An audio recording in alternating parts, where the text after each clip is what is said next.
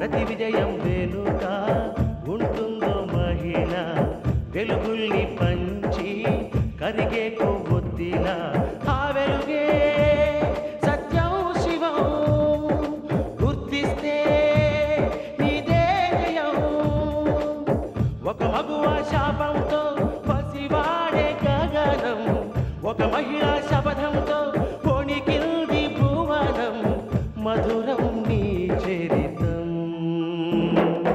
ఓ మగువా జయీ భవ ఓ మహిళా విజయీ భవ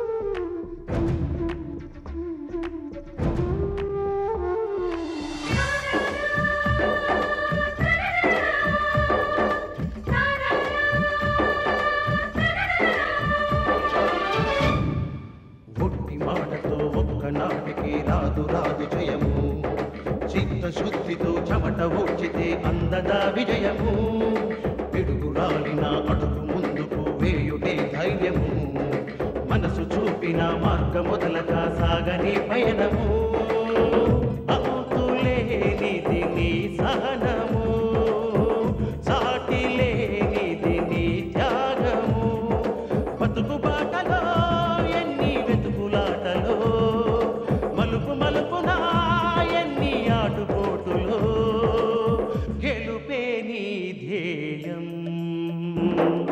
సాహసమే నీ ఆయుధం సాధించే నీ ఆశయం సాహసమే నీ ఆయుధం సాధించే నీ ఆశయం నువ్వెన్ని చెప్పు, నువ్వు చేసింది ఏం బాలేదయ్యా. మా అల్లుడు గారిని ఒంటరిగా పంపిస్తావా? ఫ్రెండు ఫ్రెండు అంటూ డప్పు కొట్టుకుంటే సరిపోదయ్యా. అవసరానికి అడ్డం ఉండాలి, ఆపదలో కాపు కాయాలి. అదయ్యా స్నేహం అంటే. తన చెల్లులు ఊసి ఎవరైనా ఎత్తితే చాలు, మా అల్లుడు మనసులో ఉండదు, అతను మనలో ఉండడు. అలాంటిది తన చెల్లులు చనిపోయిందని తెలియగానే తట్టుకోలేని బాధతో వెళ్ళుంటాడు. కానీ తను వెళ్లేది ఎక్కడికో తెలుసా? పులి గుహలోకి.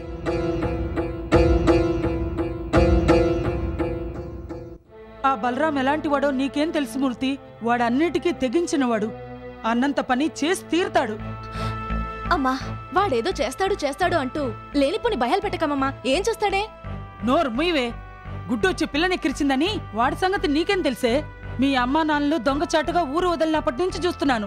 నా చెల్లెలి చావుకు కారకుడైన ఆ ధర్మారావుని చంపంతే నేను నిద్రపోను. వాడిని ముక్కలుగా నరికి నా చెల్లెలి సమాధి పక్కన పాతి పెడతాను అంటూ గుర్తొచ్చినప్పుడల్లా శపథం చేసేవాడు. అప్పుడు వాడు కళ్ళల్లో రౌద్రం చూడాలి.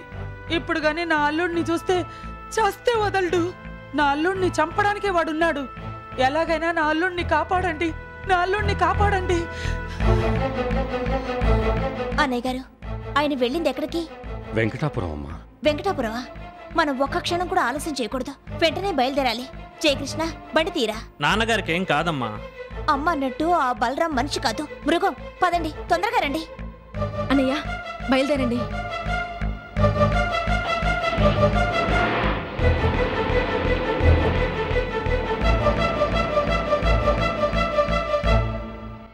ఏది ఏమైతే ఛాన్స్ మిస్ చేశావు. చేతికిందని శత్రువుని ఎవరైనా వదులుతారా? అవకాశం మళ్ళీ వస్తుందా? నాన్న, నేను చెప్పింది ఏమిటి? చెప్పావులే. నువ్వెప్పుడో లాంగ్ రన్ లో నాశనం చేస్తాను అంటే అప్పటి వరకు నేను చూస్తూ ఊరుకోవాలా? ఎప్పటికే ఆలస్యమైపోయింది. సీత, రాత్రి నా చెల్లెలు కల్లోకి వచ్చింది. అన్న మాట నిలబెట్టుకోలేకపోయావా అని కన్నీరు పెట్టుకుంది. లాభం లేదు సీత. చావు ముహూర్తానికి వాయిదాలు పనికిరావు. నీ వల్ల కాదు గాని వాడెక్కడున్నాడో చెప్పు. ఇప్పుడే వెళ్ళి వాడు అంతం చూస్తా. సీత, నా చేతులు కట్టేయకు, నా నోరు కుట్టేయకు, నా ఆవేశానికి సంఖ్యలు వేయకు. చెప్పవి, వాడెక్కడున్నాడు? వాడిని కత్తికోకండగా ముక్కలుగా నరికి వాడి రక్తంతో తలంటూ స్నానం చేస్తాను. వాడి చావు నేను కళ్ళారా చూడాలి. ఆ తర్వాత నేను ఏమైపోయినా పర్వాలేదు. నేను చెప్పినట్టు వింటానని నా మీద ఒట్టేస్తే చెప్తాను. సీత, నా సహనాన్ని పరీక్షించుకు. నేనిక ఆగలేను, ఒట్టు వేయలేను. వాడిని చంపకుండా ఉండలేను. ఉండక ఏం చేస్తావు? ఇంతకాలం ఏం చేసావని? చంపుతాను అంటూ 25 ఏళ్లుగా పాటు పడుతున్నావు. చంపగలిగావా? ఎవడైనా గుక్కెడు సారా పోయిస్తే చాలు, కిక్కురు మనకుండా తాగి పడుంటావు. తాగుడికి బానిసైన వాడు ఏవి చేయలేడు. పగ తీరాలంటే పథకం కావాలి, ప్రతీకారం తీర్చుకోవాలంటే అదును తెలియాలి, పదును తెలియాలి. అప్పుడు కక్ష తీర్చుకొని లక్ష్యం నెరవేర్చుకోవాలి. ఇదే రణతంత్ర రహస్యం. అందుకని నువ్వు నా దారికి రావడం మంచిది.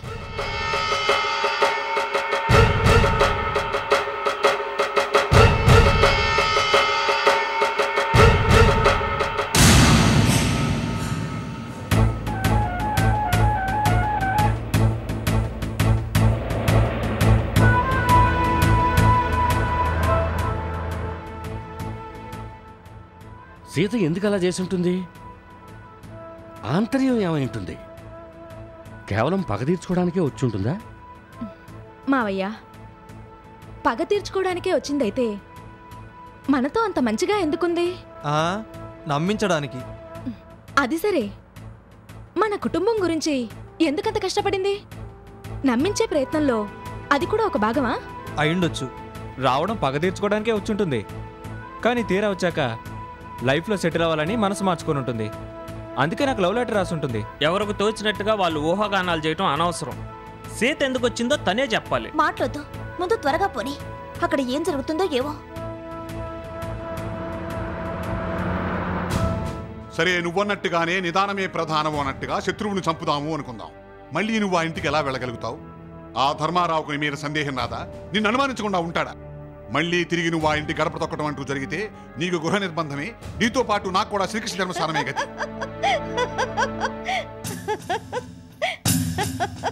సీత, ఎందుగా నవ్వు? నీ అమాయకత్వానికి. అయితే నీ ప్రయోజకత్వం ఏంటో ప్రయోగించి చూపించు. చూపిస్తాను. ఈ సీత తెలివితేటలేంటో త్వరలో నువ్వే చూద్దువు గాని. నాన్న, నేను రాసిన లెటర్ ధర్మారావుతో పాటు ఆ ఇంట్లో వాళ్ళందరూ చదివే ఉంటారు. సపోజ్ చదవకపోయినా ధర్మారావు ద్వారా తెలుసుకునే ఉంటారు. సీత ఎక్కడా, సీత ఎక్కడా అంటూ ఆ ఇంటి జనాభా వార్డుకొకడు చొప్పున గార్డులా వెతుకుతూ ఉంటారు. నాకు రెడ్ కార్పెట్ వెల్కమ్ చెప్పడానికి కాసు కూర్చుంటారు. నేనక్కడ అంత బిల్డప్ ఇచ్చొచ్చాను.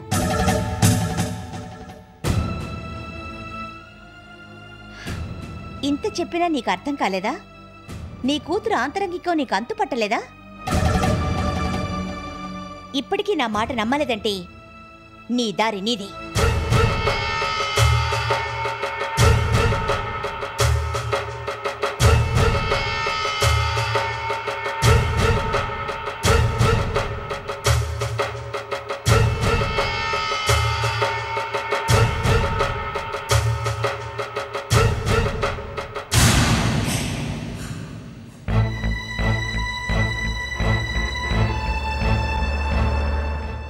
వినోద్, త్వరగా పోనీరా.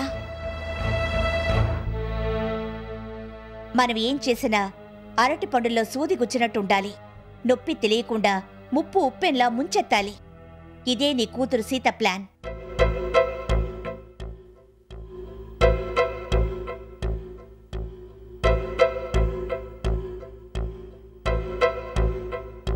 ఇంకా ఏంటి ఆలోచిస్తున్నావు?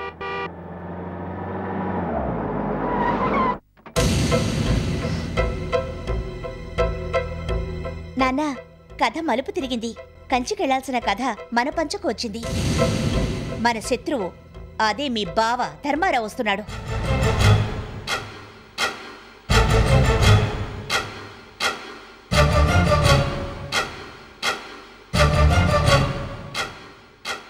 ఇల్లెక్కడ్రా? అదుగో.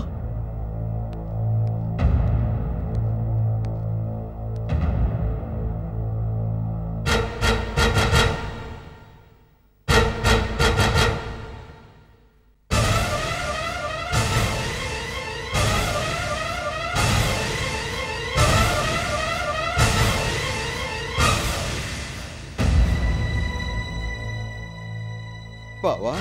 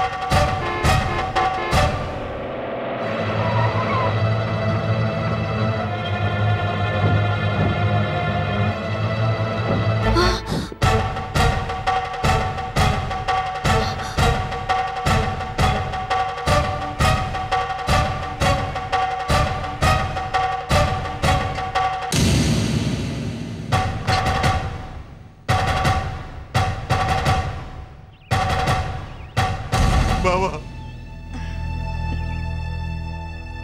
బావా ఏమిటిది బావా? 25 ఏళ్లుగా నిన్ను చంపాలి చంపాలి అంటూ నిద్రలో కూడా పలవరిస్తూ వచ్చాను. అన్నం పుణ్యం ఎరిగిన నీ మీద కత్తి కట్టాను. నేను సర్వనాశనం అయ్యాను బాబా, సర్వనాశనం అయ్యాను. ఆస్తి, అంతస్తు, పరువు, ప్రతిష్ట అన్నీ పోగొట్టుకున్నాను బాబా. ఆఖరికి నీ చెల్లెల్ని కూడా పోగొట్టుకున్నాను. అయితే పెరుమాడు చెప్పింది నిజమేనా బావా? అవును బావా, నీ చెల్లెలు నన్ను వదిలిపెట్టి స్వర్గానికి వెళ్ళిపోయింది.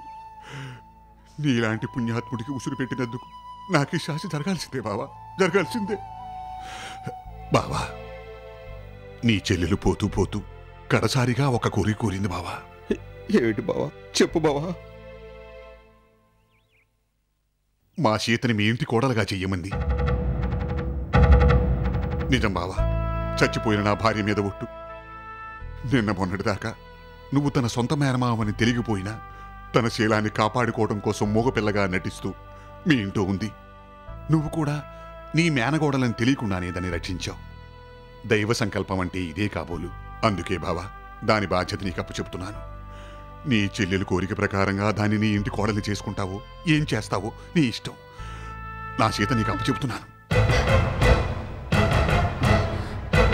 సీత, ఏమిటమ్మా ఇది? వద్దు నాన్న, ఇంతకాలం వాళ్ళెవరో మనమెవరో అన్నట్టుగా ఉన్నాం.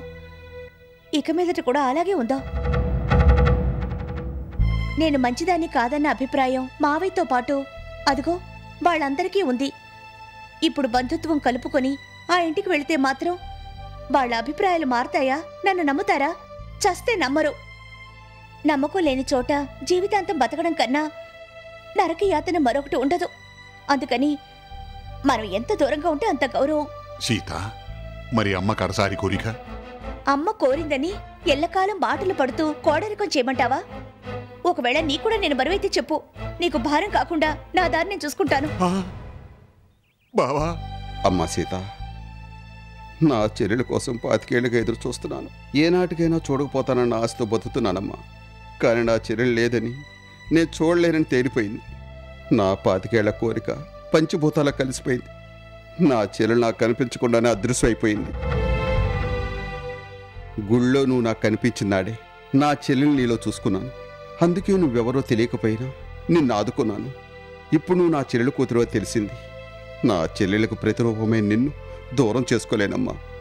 నా చెల్లెల కోరిక ప్రకారం నువ్వు మా ఇంటికి రావాలి. ఈ మావే మాట కాదనకమ్మా. మా నాన్నగారి మనసు, ఆయన పడే ఆవేదన ఇంకా నీకు అర్థం కాలేదా? జరిగిందేదో జరిగింది. దాన్ని మేము మర్చిపోతున్నాం, నువ్వు మర్చిపో. అమ్మా సీత, ఇప్పుడు నువ్వు గాని మా ఇంటికి రాకపోతే నేనిక మా ఇంటికి వెళ్ళను. అమ్మా సీత, మామయ్య ఇంత చెప్పిన తర్వాత కూడా ఇంకా ఏమిటమ్మా ఆలోచన? చూడు నాన్న, నువ్వు కాని నేను కాని మామయ్య కాని అమ్మ కడసారి కోరిక తీర్చుకోపోతే స్వర్గంలో ఉన్న అమ్మ ఆత్మ శాంతిస్తుందా? మనం మాత్రం ఇక్కడ సుఖపడతామా? అమ్మా, నా కోసం కాదు, మీ అమ్మ కోసం. నా తల్లివి కదూ, నా మాట విను అమ్మా. బావా, అమ్మాయి ఒప్పుకుంది. బతికుండగా మీ చెల్లెల్ని నేను ఏనాడు సుఖపెట్టలేకపోయినా కనీసం ఈ రూపంగానైనా దాని కోరిక తీర్చాను. ఇక నేను ఏమైపోయినా పర్వాలేదు బావా, నా బతుకునే బతుకుతాను. మీరు సుఖంగా ఉంటే చాలు, అంతే చాలు. బలరాం, నువ్వు ఒక్కడు ఎక్కడికి వెళ్తావు? నువ్వే మాకు బరువు కాదు. నువ్వు వచ్చి మా ఇంట్లో ఉండొచ్చు. బావా, అయితే నువ్వు నన్ను క్షమించినట్టేనా? బావా, బతుకున్నంతకాలం మీ చెల్లెలంటూ ఉండేది మా అన్నయ్య పేరుకు మాత్రమే ధర్మారావు కాదండి, సాక్షాత్తు ధర్మరాజేనని. అది అక్షరాల నిజం బావా, అక్షరాల నిజం. లక్ష్మి, నీ కడసారి కోరిక ప్రకారం మీ అన్నయ్య మన సీతని తనింటి కోడలుగా తీసుకువెళ్ళిపోతున్నాడు. ఇక మనకంతా జయమే, జయమే.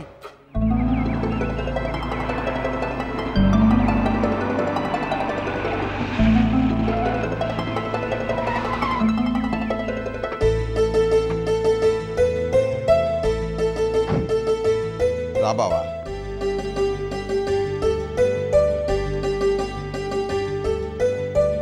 బావా, ఈ ఇల్లు మీదేనా? కాదు, మన ఇల్లు.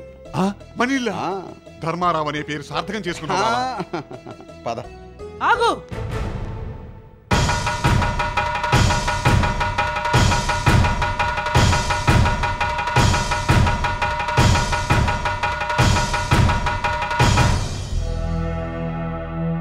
నమస్కారం అన్నపూర్ణమ్మ పిన్ని. పిన్ని లేదు గిన్ని లేదు, నువ్వు అసలు లోపలికి అడుగు పెట్టడానికి వీల్లేదు.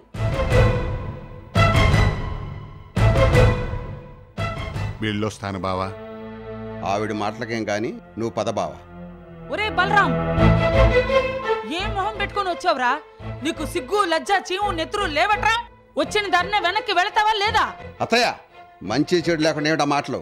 వీడు గాని ఇంట్లో తగలడితే ఇంకా మంచి అనేదే ఉండదు, జరిగేదంతా చెడే. వీడు పావులాంటోడు అల్లుడు. నేనే కావాలని తీసుకొచ్చాను. అదే నువ్వు చేసిన పెద్ద పొరపాటు. ఇప్పటికైనా మించిపోయింది ఏం లేదు. నీ చేతికి వచ్చింది వాడు ముఖాన్ని కొట్టి గుమ్మం దాటిచ్చు. నేనేం దాటించను. అయితే నేను గుమ్మం దాటుతాను.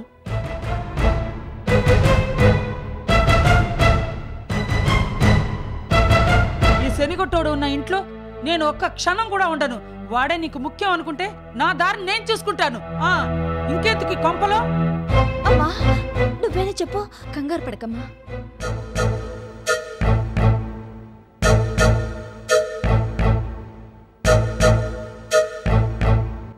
నాకు మర్యాద లేని ఈ కొంపలో నేనెందుకుంటాను? నేను పోతాను.